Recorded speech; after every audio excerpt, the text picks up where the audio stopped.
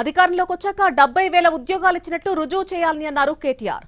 ఒకవేళ రుజువు చేస్తే రాజకీయ సన్యాసం తీసుకుంటానని సవాల్ చేశారు.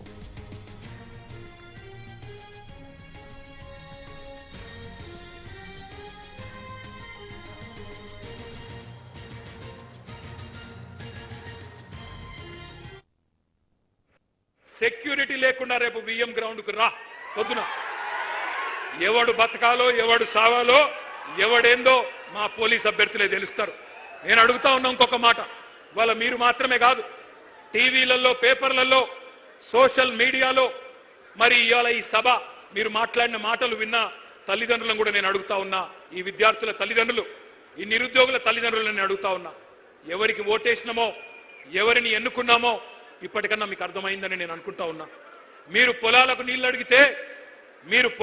అడిగితే కోసి నెత్తురు జల్లుకోండి అంటున్నాడు.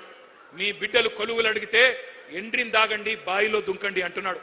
ఎట్లాంటి ఉన్మాద పార్టీకి, ఎంత కావురం, ఎంత అహంకారం తలకెక్కిన దుర్మార్గుడికి మీరు ఓట్లేసినారో ఈ పాటికన్నా మీకు. గ్రూప్ 1 మెయిన్స్ కోసం 1:100 పిలుస్తా అని చెప్పిండ్రు. పిలువురా నాయన అంటే మరి మళ్ళీ తలకు మాసిన సన్నాసులు అని తిడతాడు. గ్రూప్ 2 ఉద్యోగాలు 2,000కు పెంచరా నాయన నువ్వే చెప్పినావంటే పెయిడ్ ఆర్టిస్టులు అంటాడు, లాగుల తొండలిడిసి పెడతా అంటాడు, శంకినీలను తిడతాడు.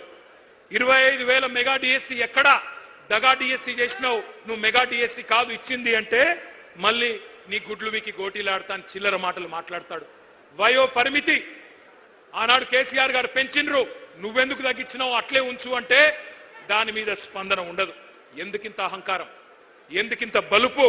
ఈ అవమానాలు, ఈ అవహేళనలు మర్చిపోతారు తెలంగాణ పిల్లలు అనుకుంటున్నావా రేవంత్ రెడ్డి?